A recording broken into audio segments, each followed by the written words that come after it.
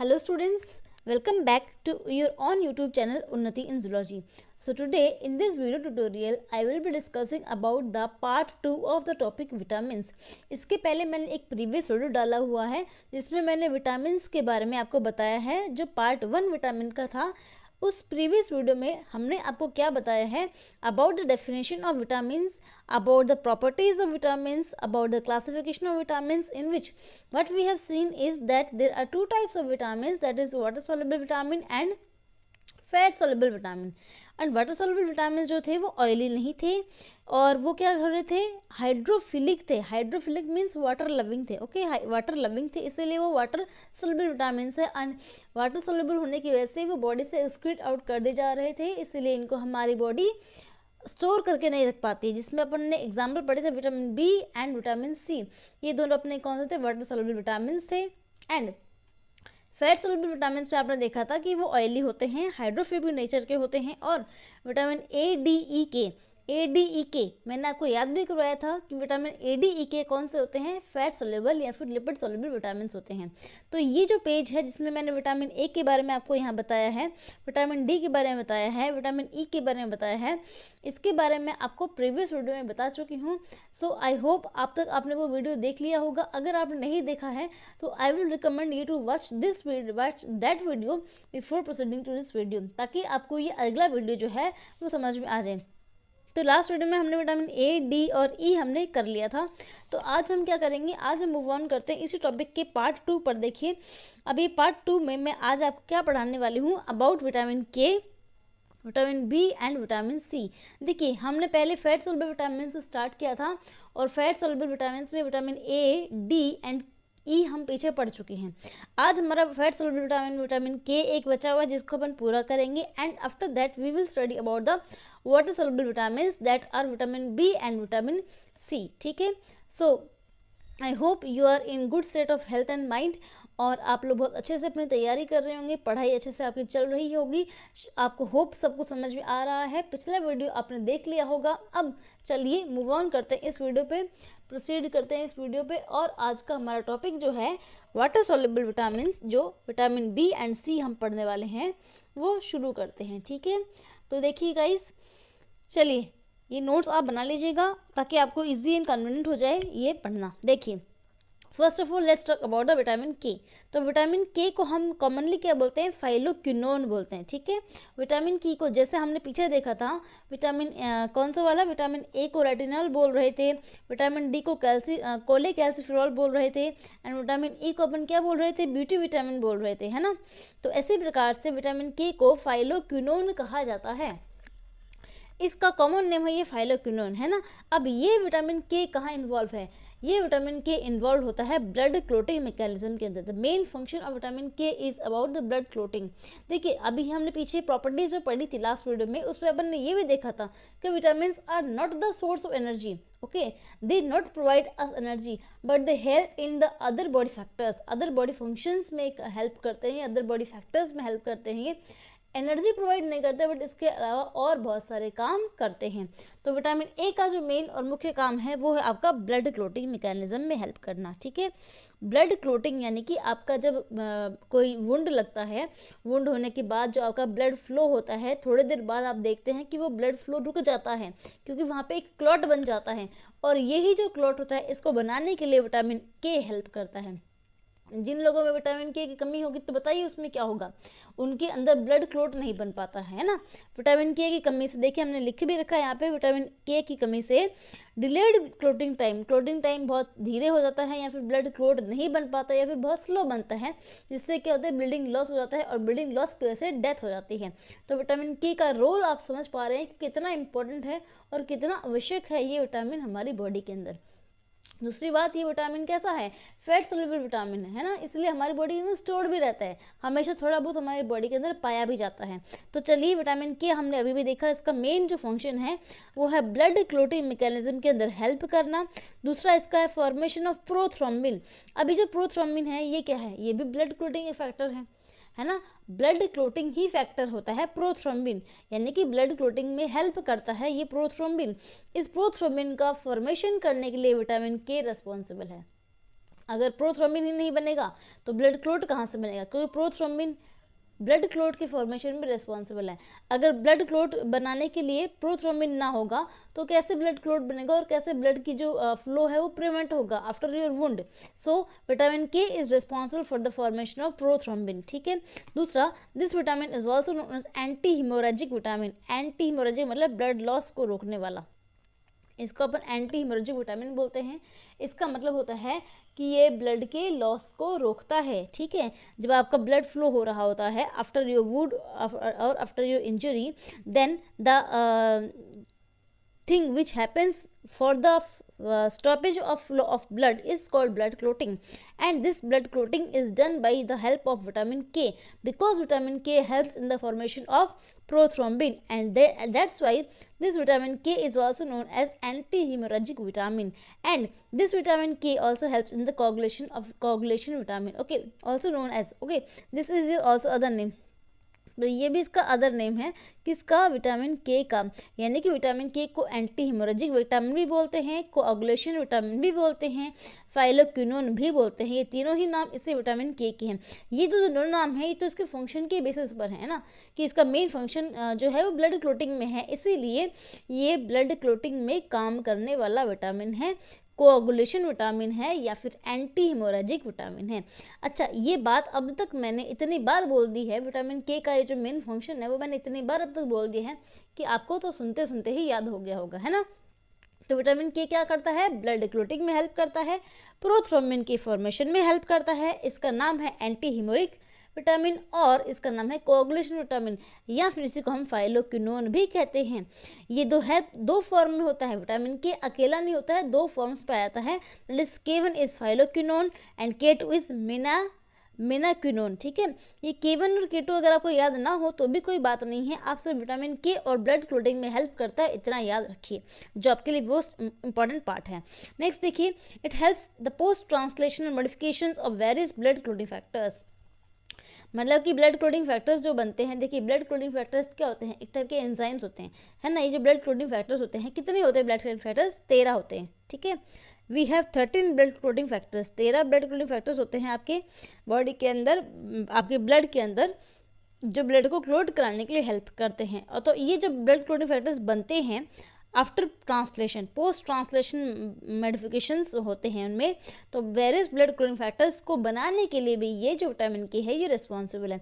Simple सी बात, आपको इतना ही याद रखना है कि विटामिन के का main function blood clotting mechanism में होता है, by the formation of prothrombin, by the formation of other clotting factors, okay। so this is all about your vitamin K। अब आइए विटामिन के की डिफिशियंसी के बारे में बात कर लेते हैं।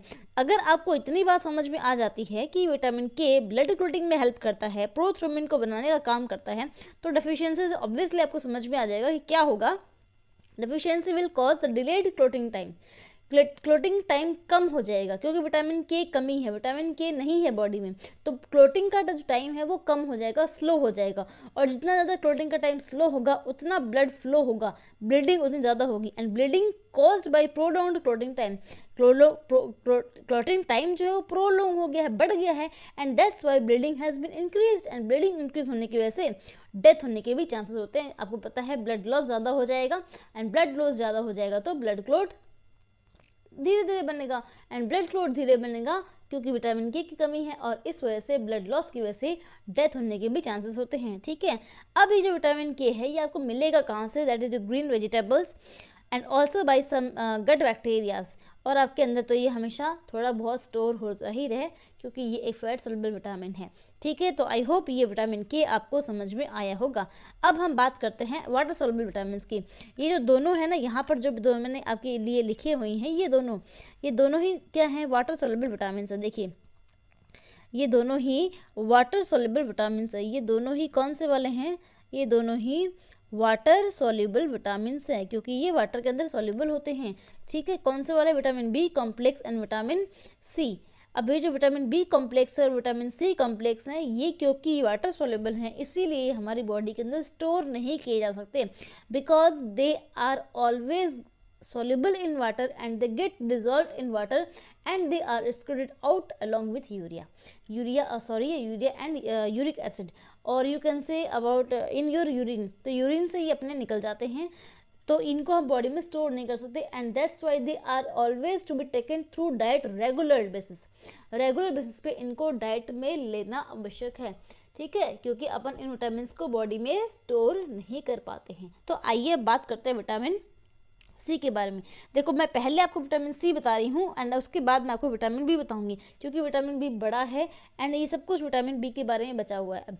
तो चलिए पहले विटामिन वाटर सोल्युबल विटामिन में विटामिन सी की बात कर लेते हैं। देखिए vitamin C is also known as ascorbic acid, इसका जो अदर नेम है वो क्या है आपका, एस्कॉर्बिक एसिड है, ठीक है। इस विटामिन का नाम है एस्कॉर्बिक एसिड। ये जो एस्कॉर्बिक एसिड होती है ये क्या करती है, प्रोटेक्ट्स सेलुलर फंक्शंस, ये सेल के फंक्शंस को बचाने का काम करती है। मतलब सेल जो हमारे काम करती है, अलग अलग वेरियस फंक्शंस में जो सेल इन्वॉल्व है, उस सेल को फंक्शन कराने के लिए रिस्पॉन्सिबल है, सेल को प्रोटेक्शन कराने के लिए रिस्पॉन्सिबल है विटामिन सी, ठीक है। Helps keeps gums teeth and bones healthy, cell के फंक्शंस में हेल्प करने के साथ साथ, उनको प्रोटेक्शन करने के साथ साथ, ये विटामिन सी हमारे गम्स मतलब हमारे मसूड़ों को हेल्प करता है स्ट्रॉन्ग रखने के लिए, टीथ को स्ट्रॉन्ग रखने के लिए हेल्प करता है, और हमारी बोन्स को भी स्ट्रॉन्ग रखने के लिए हेल्प करता है। तो ये तीन भी इसके फर्दर मोर काम है। नीडेड फॉर वुंड हीलिंग, इसके साथ साथ ये विटामिन सी जो है विटामिन के की हेल्प करता है वुंड हीलिंग में भी इसका थोड़ा बहुत रोल होता है, ठीक है। Next it helps in the formation of collagen. Collagen क्या होता है, स्किन प्रोटीन होता है। तो कोलाजन जो है स्किन प्रोटीन जो होता है, अपने एपिडर्मिस के नीचे जो स्किन के अंदर प्रोटीन होता है, डिस कोलाजन, तो कोलाजन प्रोटीन के फॉर्मेशन में भी ये विटामिन सी हेल्प करता है। It acts as an important antioxidant. दूसरा नेक्स्ट क्या है इसका काम, कि ये एंटीऑक्सीडेंट की भांति काम करता है, स्किन के अंदर चार्म एंड ग्लो बनाए रखता है ना, माइक्रोब्स को किल करने का काम करता है, स्किन की सेल्स को फ्रेश रखने का काम करता है, उनको डेड होने से, उनको इन्फेक्शन होने से बचाता है। तभी तो हमने यह लिखा कि सेलुलर फंक्शंस को प्रोटेक्ट करता है। Act as a good reducing agent, इसके साथ साथ ये रिड्यूसिंग एजेंट की तरह भी काम करता है, यानी कि ऑक्सीजन को रिमूव कराने का काम करता है। सो देखिए विटामिन सी के ये बहुत सारे हमने काम देखे अभी कि इसके मेन काम क्या है। इसके मेन काम है सेलुलर फंक्शंस को कंट्रोल करना, गम्स टीथ एंड बोन्स को स्ट्रॉन्ग रखना, वुंड हीलिंग में हेल्प करना, एंड कोलेजन प्रोटीन को स्ट्रॉन्ग करना, या फिर कोलेजन प्रोटीन को फ्रेश रखना, उसको प्रोटेक्ट कर रखना, या फिर उसको फॉर्मेशन करना, न्यू कोलेजन सेल्स को बनाना। इसीलिए जो विटामिन सी है ये जब हम खाते हैं तो हमारी स्किन में ग्लो आता है। जैसे कि हमने पीछे देखा था कि vitamin E is the beauty hormone.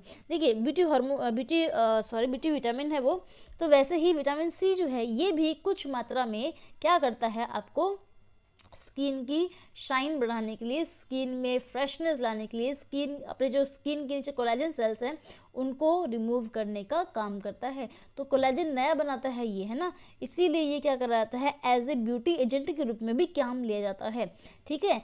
अब देखिए जो कोलेजन होता है वो आपकी स्किन के नीचे होता है ना, तो नई कोलेजन की सेल्स बनेंगी तो आपकी नई कोलेजन की वजह से नई स्किन कैसी होगी।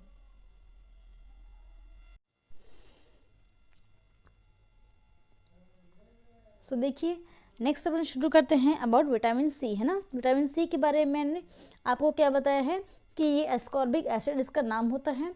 ये सेलुलर फंक्शंस को प्रोटेक्ट करने के लिए हेल्प करता है, हमारी बोन्स को, टीथ को और गम्स को हेल्दी रखने का काम करता है, स्पेशली वुंड हीलिंग में हेल्प करता है, एंड ऑल्सो स्किन को ग्लो देने के लिए हेल्प करता है एज ए एंटीऑक्सीडेंट, या फिर you can say vitamin E के साथ हेल्प करता है as a beauty agent. Next देखिए विटामिन सी की डेफिशिएंसी से, यानी कि विटामिन सी की कमी से क्या होता है। So scurvy, swollen bleeding of gums, loose teeth and slow healing of wounds, ये तीन जो डिजीज़ हैं, नॉर्मल डिजीज़ नहीं बोलेंगे इनको, बट ऐसे कोई मल फंक्शनिंग हो जाता है अपनी बॉडी में। Scurvy is a disease, okay. Scurvy is the bleeding of gums. Scurvy क्या होता है, ब्लीडिंग ऑफ गम्स, यानी कि आपके मसूड़ों में क्या आएगा, मसूड़े आपके स्वेल कर जाएंगे, मसूड़ों में पेन होगा, and that is called scurvy, okay. यहाँ पे ब्लीडिंग गम्स हो जाते हैं। ब्लीडिंग गम्स मतलब जब आप ब्रश करेंगे तो ब्रश में साथ साथ में क्या होएगा, ब्लीडिंग होएगी, ठीक है। This is called scurvy. ये स्कर्वी कब होती है, जब आपकी बॉडी में विटामिन सी की कमी है, then the disease is called scurvy. उसके बाद यहाँ पे यही स्कर्वी को मैंने डिस्क्राइब किया है ये, कि स्कर्वी में क्या होता है, स्वॉलन एंड ब्लीडिंग गम्स होते हैं, लूज टीथ, आपके जो दांत हैं वो लूज हो जाते हैं, जिसकी वजह से क्या हो जाता है, फूड ईटिंग में, च्यूइंग में हेल्प नहीं मिल पाती है।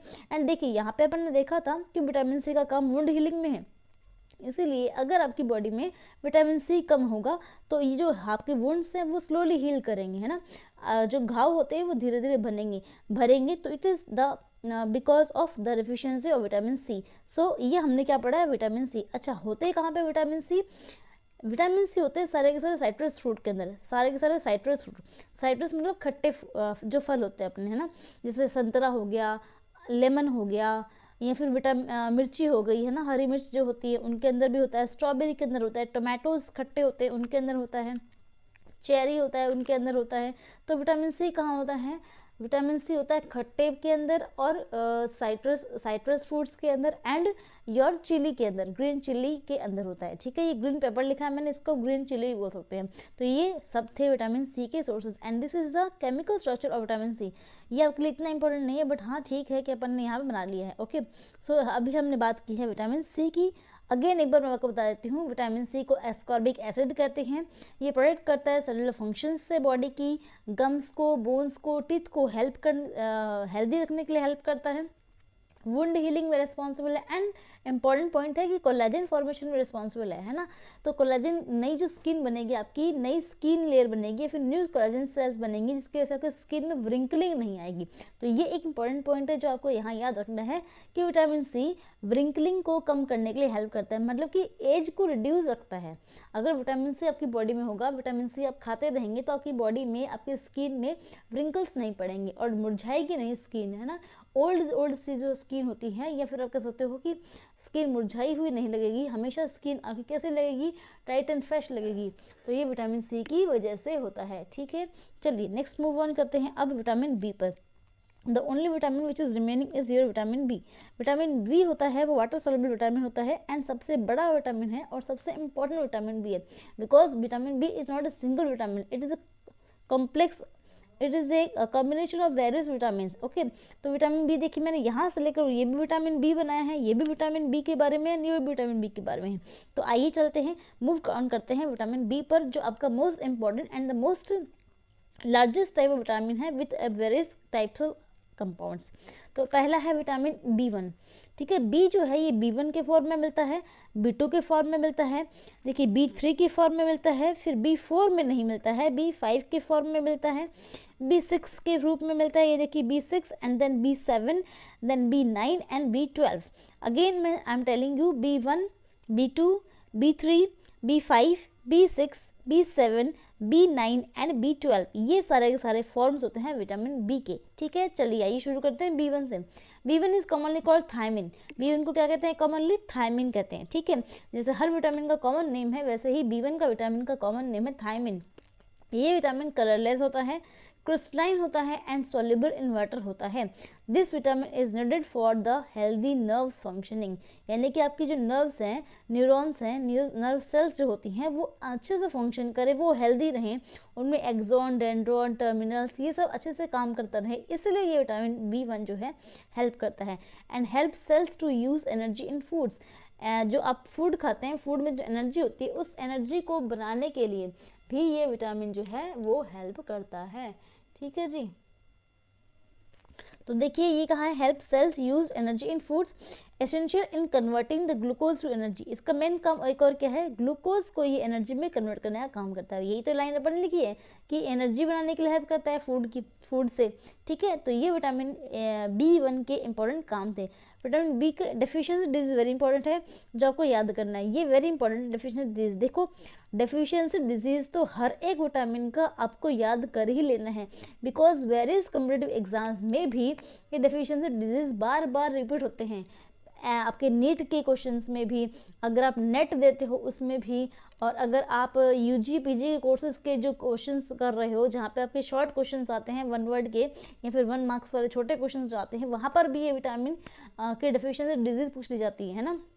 तो विटामिन की डेफिशिएंसी डिजीज तो हर एग्जाम में आपके लिए इंपॉर्टेंट है, जो आपको याद कर ही लेनी है।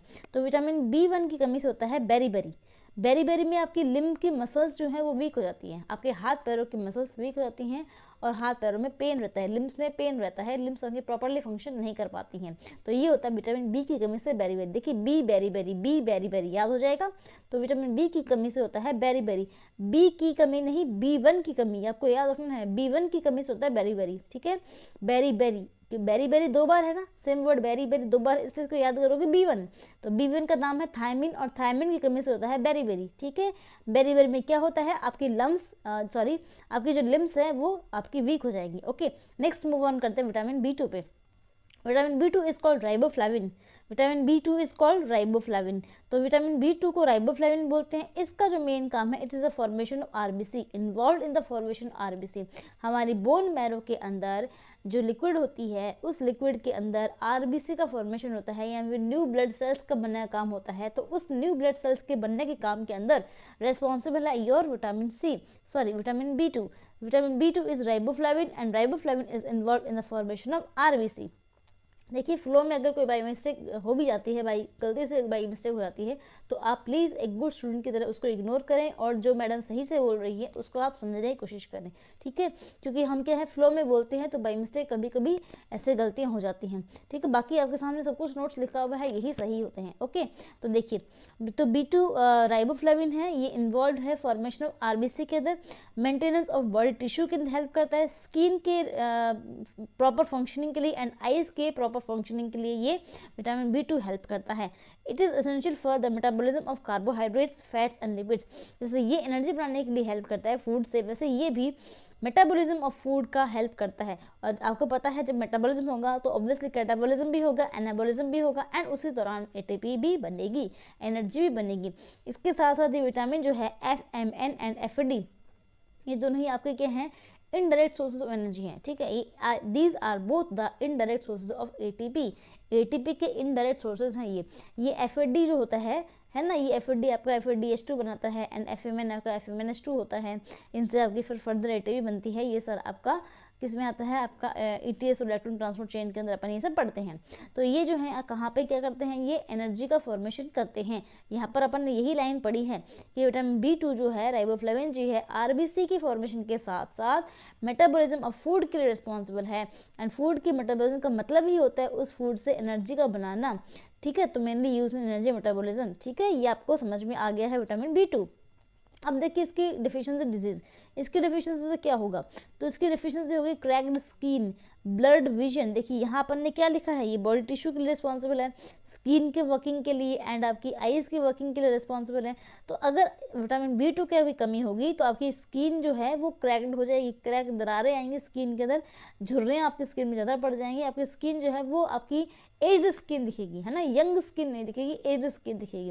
एंड यंग स्किन दिखाने के लिए कौन सा विटामिन रिस्पॉन्सिबल है, कमेंट करके आप मुझे ज़रूर बताएंगे अभी, है ना, क्योंकि अभी इसी वीडियो में हमने थोड़ी देर पहले पढ़ा था कि स्किन की फ्रेशनेस एंड स्किन की जो यंगनेस है उसको बनाने के लिए कौन सा विटामिन रिस्पॉन्सिबल है। देखिए विटामिन E तो है ब्यूटी विटामिन, तो स्किन का ग्लो एंड चार्म बढ़ाता है, बट स्किन की न्यू सेल्स बनाने का विटामिन कौन सा था, जो मैंने अभी आपको थोड़ी देर पहले बताया था, वो था।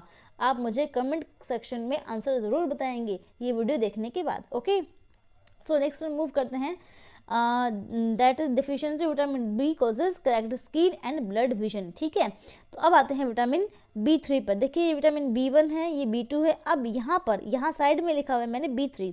ओके, तो vitamin B3 is called niacin. क्या कहते हैं विटामिन B3 को, नियासिन कहते हैं। Vitamin B3 is known as niacin. Vitamin B3 को क्या कहते हैं, देखिए vitamin B3 is known as niacin. This is important for nervous system, digestive system and skin health. तो ये जो विटामिन B3 है, जिसे अपन नियासिन भी बोलते हैं, ये विटामिन नर्वस सिस्टम के लिए, डाइजेस्टिव सिस्टम के लिए एंड स्किन को हेल्दी रखने के लिए रिस्पॉन्सिबल है, या फिर आप कह सकते हो कि इन तीनों ही सिस्टम्स के प्रॉपर फंक्शनिंग के लिए रिस्पॉन्सिबल है ये vitamin B3, that is called niacin. This vitamin B3 और niacin is the component of NAD। जैसे विटामिन B2 FMN और फिर D का कंपोनेंट था, बनाने के लिए हेल्प कर रहा था, वैसे ही सेम B3 विटामिन या फिर नियासिन विटामिन जो है ये NAD+ को बनाने के लिए हेल्प करता है, या फिर इसके डेरिवेटिव्स जो होते हैं जैसे NADP, NADP+, NADPH, NADPH2, ये सब जो होते हैं ये डेरिवेटिव्स कहलाते हैं। तो इसको बनाने के लिए ये B3 या फिर नियासिन हेल्प करता है। ठीक है, इसी को अपन बोलते हैं निकोटिनिक एसिड। यहाँ नियासिन नाम है ना, इसीलिए इस विटामिन का दूसरा नाम निकोटिनिक एसिड भी इसको कहा जाता है। ये देखिए निकोटिनिक एसिड कहा जाता है। नेक्स्ट देखिए, this vitamin can be synthesized by the tryptophan amino acid. ये ट्रिप्टोफैन क्या है? ये अमीनो एसिड है और इस अमीनो एसिड की हेल्प से इसको बनाया जाता है। यानी कि you can say that B3 का प्रिकर्सर है ट्रिप्टोफैन अमीनो एसिड। तो अगर आप फूड में ट्रिप्टोफैन अमीनो एसिड खा रहे हैं तो आपकी बॉडी ऑटोमेटिकली विटामिन B3 को सिंथेसिस कर लेगी, फॉर्मेशन कर लेगी। ठीक है, तो precursor of vitamin B3 is tryptophan, the amino acid tryptophan. ठीक है, एंड विटामिन B3 साथ में एक को एंजाइम की तरह भी हेल्प करता है which will help the activity to go faster. अब देखिए डेफिशिएंसी डिजीज, सबसे पहला डिजीज है पेलाग्रा एंड दूसरा है डर्मेटिस एंड डायरिया। पेलाग्रा क्या होता है? Severe skin problems. देखिए ये विटामिन स्किन की हेल्थ के लिए रिस्पॉन्सिबल है ना, यहाँ पर देखा है, तो स्किन की हेल्थ के लिए रिस्पॉन्सिबल है, इसीलिए इस विटामिन की कमी से हो गया है पेलाग्रा एक डिजीज है जिसके अंदर प्रॉब्लम्स ऑफ स्किन हो जाती हैं, जैसे स्किन में इरिटेशन होता है, रैशेज होती हैं, रेडनेस होती है, स्किन जो एलर्जी के लिए ज़्यादा एक्टिव होती है, तो स्किन में बहुत सारी प्रॉब्लम्स आ जाती हैं आपकी। इस डिजीज को कहते हैं पेलाग्रा। ठीक है, यानी कि योर स्किन बिकम्स सेंसिटिव।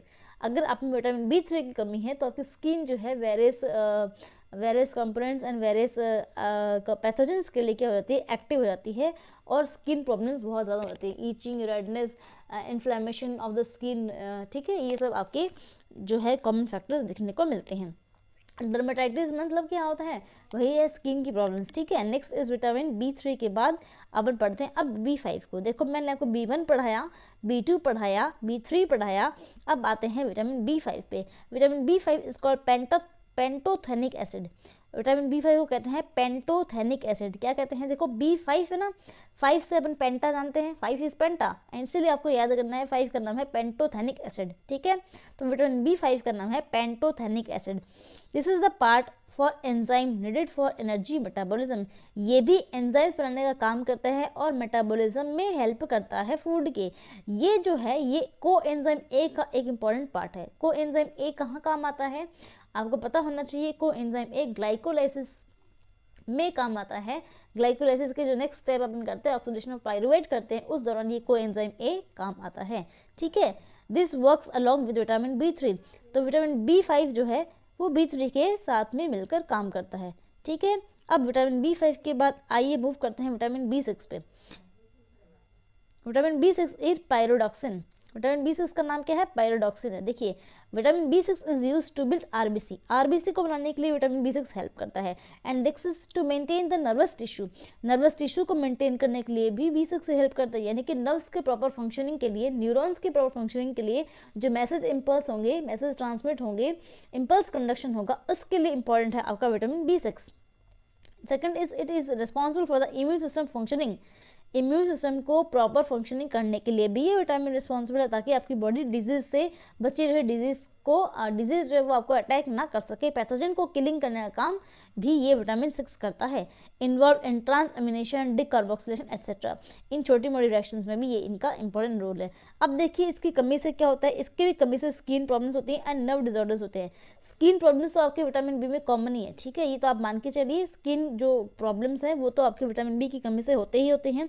इसके साथ साथ यहाँ पे नर्व डिसऑर्डर्स भी होते हैं। आपके जो नर्व्स हैं वो प्रॉपर फंक्शनिंग नहीं कर पाती है, इम्पल्स कंडक्शन प्रॉपर्ली नहीं हो पाता है, तब आप क्या देखेंगे कि आपके अंदर विटामिन B6 की कमी है।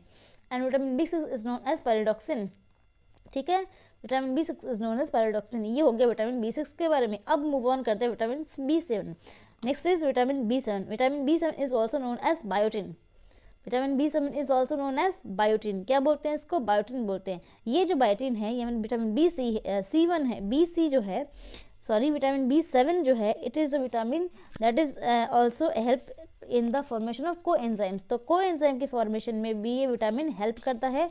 इस विटामिन को क्या बोलते हैं? एंटी एग विटामिन और वाइट इंजरी विटामिन बोलते हैं। ठीक है, क्योंकि आपको एग के अंदर भी देखने को मिलता है। And this vitamin is also known as H factor. H factor भी इस विटामिन को बोला जाता है। ये है बायोटिन। ये बायोटिन क्या करता है? स्किन की जो कोलाजन सेल्स है उनको फ्रेशनेस रखने के लिए हेल्प करता है। ठीक है, तो this is your vitamin B7। So देखिए next is vitamin B9। Next is vitamin B9 and it is known as folic acid. Vitamin कौन सा है? ये B9 है। B9 का कॉमन नेम है फॉलिक एसिड। फॉलिक एसिड आपको पता होगा आयरन से बनने का काम करता है। ब्लड के फॉर्मेशन में हेल्प करता है ना। तो देखिए नेक्स्ट, देखिए ये लिखा हुआ पे आप यहाँ पे आरबीसी फॉर्मेशन में ये विटामिन हेल्प करता है। Prevent heart attacks, heart attack होने से बचाता है। Aids in protein metabolism, protein के मेटाबॉलिज्म में हेल्प करता है। और न्यूक्लिक एसिड के बिल्ड करने के लिए भी हेल्प करता है। तो vitamin B9 is also very important. B9 important क्यों हो गया है? क्योंकि यहाँ पे फॉलिक एसिड है and folic acid is responsible for the formation of RBC. RBC की फॉर्मेशन के लिए रिस्पॉन्सिबल है, हार्ट अटैक को प्रिवेंट करने के लिए रिस्पॉन्सिबल है, प्रोटीन के मेटाबॉलिज्म में रिस्पॉन्सिबल है। ठीक है, तो अगर देखिए फॉलिक एसिड कहाँ पे आएगा? आपका ब्लड में आएगा, और अगर फॉलिक एसिड आपके शरीर में ना हुआ तो डेफिशिएंसी हो जाएगी, आपको एनीमिया हो जाएगा। क्या हो जाएगा आपको? Anaemia. Anaemia is the deficiency of blood in your body, bloodlessness हो जाएगा, ब्लडलेसनेस, या फिर इसका बोलोगे ब्लड का कमी, है ना, ब्लड की कमी हो जाएगी बॉडी के अंदर सिंपली। तो B9 जो है फॉलिक एसिड के आपने टैबलेट्स भी सुनी होंगी जो अपने इजीली और नॉर्मली डॉक्टर्स प्रोवाइड करते हैं कि फॉलिक एसिड की टैबलेट लीजिए जब आपको क्या है, खून की आपकी कमी है, एनीमिया आपको हो गया है। तो क्यों? क्योंकि फॉलिक एसिड में विटामिन B9 आपको मिलेगा, है ना। तो विटामिन B9 वेरी इंपॉर्टेंट है। Next is last vitamin of our from the B complex. B complex से, एंड इस टॉपिक का भी जो लास्ट विटामिन है वो है अपना विटामिन B12। इसको बोलते हैं साइनोकोबैलामाइन। क्या बोलते हैं? साइनोकोबैलामाइन। देखिए विटामिन B12 को बोलते हैं साइनोकोबैलामाइन। ये होता है needed for RNA and DNA synthesis. RNA के लिए और डीएनए के लिए, दोनों को बनाने के लिए विटामिन रिस्पॉन्सिबल है। It helps release of energy from food. और नॉर्मली ये क्या करता है, जैसे बाकी सारे विटामिन आपके फूड से एनर्जी को बनाने के लिए हेल्प कर रहे थे, वैसे ये विटामिन भी हेल्प करता है। So with this I am completing the topic of vitamin. इस पूरे के पूरे वीडियो में मैंने आपको विटामिन के बारे में सब कुछ बता दिया है। अब हम एक और वीडियो लेकर आएंगे नेक्स्ट में, जिसपे मैं आपको इंपॉर्टेंट क्वेश्चंस दूंगी फ्रॉम दिस विटामिन टॉपिक। ठीक है, सो आई होप आपको ये वीडियो समझ में आया होगा। अगर कोई भी क्वेश्चंस, क्वेरीज एंड डाउट्स रहते हैं तो प्लीज़ आप कमेंट सेक्शन में मेंशन करिए। और इस टॉपिक में कोई भी आपको डाउट रहता है, या कोई भी आपको क्वेश्चन है, या कुछ भी आपको कहीं पर समझ में नहीं आया, फिर कुछ भी मिस्टेक आपको लगा है, तो आप मुझे ज़रूर से कमेंट सेक्शन में मेंशन कीजिएगा, बताइएगा। और अगला वीडियो आपको किस टॉपिक पर चाहिए वो भी अभी आप मुझे कमेंट सेक्शन में मेंशन करके बता सकते हैं। ठीक है, so thank you so much for watching the video guys. Channel पे नए हैं तो प्लीज़ चैनल को सब्सक्राइब कर लीजिए, अपने दोस्तों के साथ इस वीडियो को शेयर कीजिए ताकि उन तक भी ये विटामिन की जो इन्फॉर्मेशन है वो समझ में आए। और अगर कोई इम्प्रूवमेंट हो रहा है, इम्प्रूवमेंट की ज़रूरत है, तो वो भी मुझे आप प्लीज़ हेल्प करें और मुझे बताएं कि क्या इम्प्रूवमेंट की इसमें ज़रूरत है। ठीक है, मैं इसका एक क्लियर विजन आपको दे दूँगी। ये हो सकता है आपके फ़ोटो में जो इमेज है वो ब्लर आ रहा हो, तो ब्लर आ रहा, तो इसके लिए आप क्या करेंगे, अपने सेटिंग्स में जाकर इमेज क्वालिटी को हाई करेंगे, HD क्वालिटी ऑफ इमेज देखेंगे, तो वहाँ पे आपको ये क्लियर एंड विजन दिख जाएगा। ठीक है, इसके साथ साथ क्या है, मैं अपने इसी YouTube चैनल पर शॉर्ट्स में इसके जो है प्रॉपर ये फ़ोटो डाल दूँगी। ठीक है, शॉर्ट्स में विटामिन में बना के प्रॉपर डाल दूँगी, जहाँ से आप ये नोट्स बना सकते हैं। अगर आपको इमेज कहीं ब्लर आ रही है ना, तो देखिएगा कहीं पर आपकी वीडियो में जहाँ शार्प इमेज बन रही है, जहाँ आपको ये फ़ॉन्ट दिखाई दे, वहाँ पे आप वीडियो को पॉज करके ये नोट्स बना सकते हैं। ठीक है, thank you so much for watching the video guys. Share करते रहिए, पढ़ते रहिए, and keep safe, be alert, be safe, keep studying. Hope you are enjoying these videos and hope you are enjoying my channel also. So thank you so much for watching. Please subscribe the channel and मिलते हैं next video में, तब तक thank you so much.